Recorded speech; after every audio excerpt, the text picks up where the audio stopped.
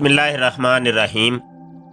मोहतरम दोस्तों, एक एआई फ़िल्म हमारी आ चुकी है, डेथ ऑफ मिर्ज़ा कादियानी।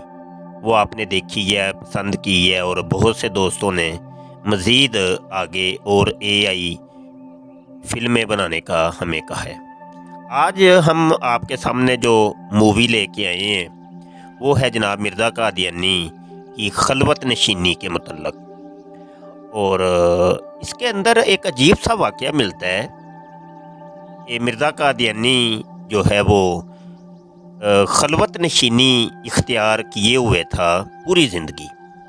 खलवत नशीनी ये होती है कि बिल्कुल अलग थलग होके बंदा किसी जगह पे बैठ जाए। तो मिर्ज़ा कादियानी भी वो उसने अलग थलग रहने का यानी खलवत नशीनी इख्तियार करने का एक तरीका ये निकाला कि एक लटरीन को उसने साफ करवाया।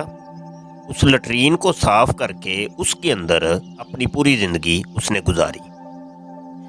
आइए जी वीडियो शुरू करते हैं। और वीडियो शुरू करने से पहले आपसे गुजारिश है कि अगर आप हमारे YouTube के चैनल ख़त्म नबूवत टाइम्स के ऊपर पहली दफ़ा आए हैं तो चैनल को आपने सब्सक्राइब करना है।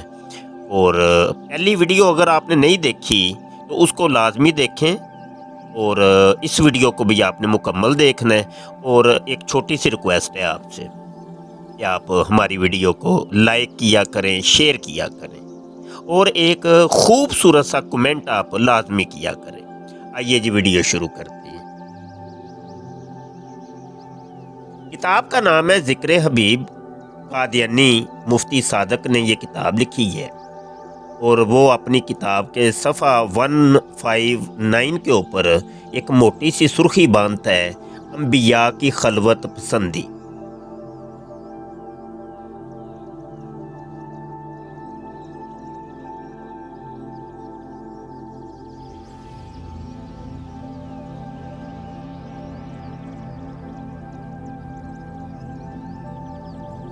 मुफ्ती सादक लिखता है, फरमाया करते मुझे तो अल्लाह ताला की मोहब्बत ने ऐसी महवियत दी थी कि तमाम दुनिया से अलग हो बैठा था।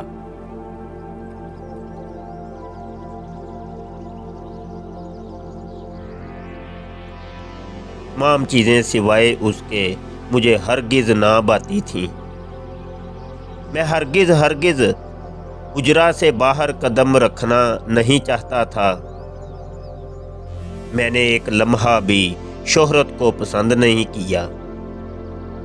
मैं बिल्कुल तन्हाई में था और तन्हाई ही मुझको बाती थी।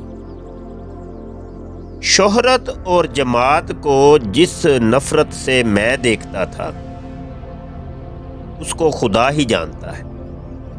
मैं तो तबन गुमनामी को चाहता था और यही मेरी आरज़ू थी। खुदा ने मुझ पर जबर करके उससे मुझे बाहर निकाला। मेरी हरगज़ मर्जी ना थी मगर उसने मेरी खिलाफ मर्जी किया क्योंकि वो एक काम लेना चाहता था। उस काम के लिए उसने मुझे पसंद किया और मेरे फजल से मुझको इस ओहदे जलीला पर मामूर फरमाया। ये इसी का अपना इंतखाब और काम है। मेरा इसमें कुछ दखल नहीं। मैं तो देखता हूँ कि मेरी तबीयत इस तरह वाक़ई हुई है, शोहरत और जमात से कोसों भागती है और मुझे समझ नहीं आता कि लोग किस तरह शोहरत की आरज़ू रखते हैं। मेरी तबीयत और तरफ जाती थी लेकिन खुदा मुझे और तरफ ले जाता था।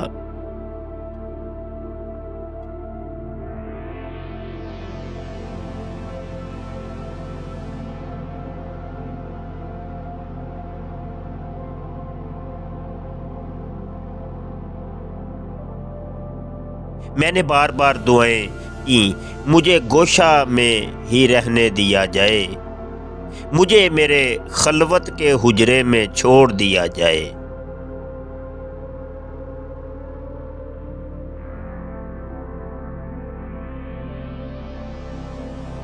اب یہ خلوت کا حجرہ جس کے اندر مرزا قادیانی کہہ رہا ہے کہ مجھے چھوڑ دیا جائے، وہ خلوت کا حجرہ کون سا تھا؟ اسی کتاب کے صفحہ 27 کے اوپر وہ خلوت کے نام سے ایک مضمون لکھتا ہے مفتی صادق۔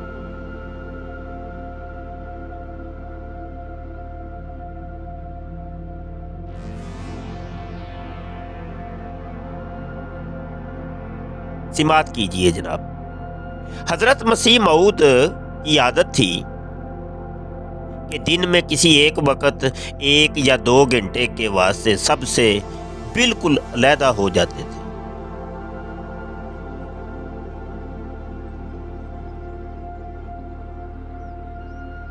گرداسپور میں جس مکان میں ہم سب منزل کیے ہوئے تھے، اس کی زمین کی منزل پر دروازہ سے داخل ہوتے ہوئے بائیں طرف ایک چھوٹا سا کمرہ تھا جو پخانہ کے لیے استعمال ہوتا تھا، مطلب وہ لٹرین کے لیے وہ جگہ بنی ہوئی تھی، مگر پخانہ کے واسطے کوٹھے کے اوپر اور جگہ بھی تھیں۔ بس اس نیچے والے کمرے کو، یعنی اس نیچے والی لٹرین کو حضور نے صاف کرایا۔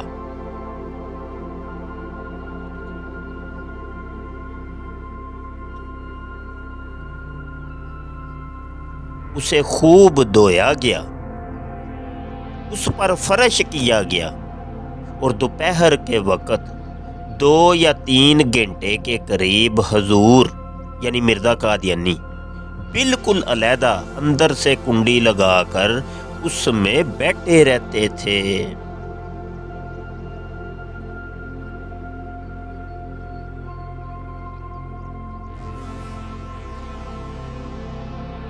یعنی مرزا قادیانی نے اپنی زندگی خلوت نشینی میں گزاری، اور یہ اللہ سے دعائیں کر کر کے کہ مجھے خلوت میں رہنے دو، مجھے خلوت میں رہنے دو۔ وہ آپ نے ابھی مطالعہ کیا، مفتی صادق نے لکھا ہے کہ مرزا قادیانی اللہ سے گڑ گڑا کے دعائیں کرتا تھا مجھے خلوت میں رہنے دو۔ اور خلوت کہاں پہ وہ اختیار کرتا تھا؟ لٹرین کے اندر، یعنی اس کی پوری زندگی لٹرین کے اندر گزری ہے۔ انشاءاللہ اگلی ویڈیوز کے اندر اگر آپ کا رسپونس اچھا رہا تو اگلی ویڈیوز میں انشاءاللہ تفصیل کے ساتھ میں بتاؤں گا کہ مرزا غلام قادیانی وہ اصل میں مرض لگا ہوا تھا دن اور رات میں 100 دفعہ بولو براز کرنے کا، یعنی پخانے کرنے کا، پیشاب کرنے کا۔ یہ اس مرض کی بنا پر بھی اس کو لٹرین سے بہت زیادہ محبت تھی، اور آخر میں جا کے مرزا قادیانی کی موت بھی لٹرین کے اندر ہی ہوئی۔ تو یہ آنے والی ویڈیوز کے اندر انشاءاللہ بڑی تفصیل کے ساتھ ہم بیان کریں گے۔ آپ سے ایک چھوٹی سی ریکویسٹ ہے کہ ہماری ویڈیوز کو آپ شیئر کیا کریں، زیادہ سے زیادہ دوستوں تک اس کو شیئر کریں، واٹس ایپ کے اوپر، فیس بک کے اوپر، اور جہاں کہیں بھی آپ ہیں اس کو شیئر کریں، اور جو حوالے ہم دیتے ہیں ان کو نوٹ کر لیا کریں، تاکہ اگر کسی قادیانی سے آپ کی گفتگو ہو ٹک ٹاک کے اوپر یا واٹس ایپ کے اوپر یا فیس بک کے اوپر، تو آپ کم از کم حوالے سے بات کر سکیں۔ اپنا خیال رکھیے گا، دعا گو رہیے گا، اللہ آپ کا ہمارا حامی و ناصر ہو۔ پھر ملتے ہیں ایک نئی ویڈیو کے ساتھ، رب رکھا۔